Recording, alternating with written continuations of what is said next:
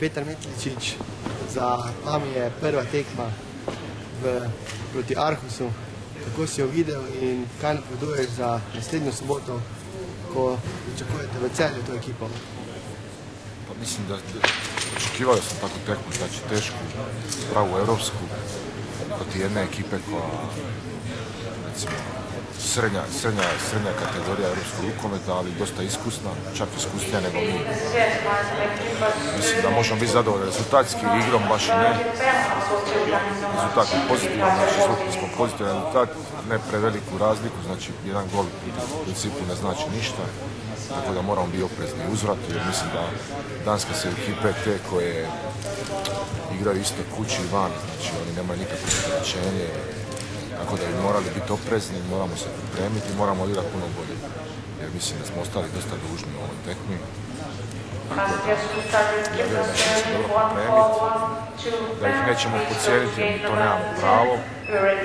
Ja vjerujem da na kraju da ćemo slaviti prolazak u sljedeći tekmi. V sredo nas čaka doma še tekma državnega prvenstva, ekipa Šmartna. Pa je, mislim da jednostavno nema vremena za odmor.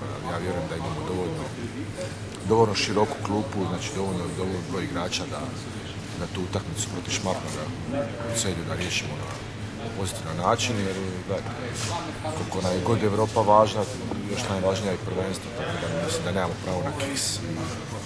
Moramo svakog protivnika svaki 100% i gledajte. Biće nam, ajmo reći, jedna dobra priprema za povratnu utakmicu protiv Arhusa.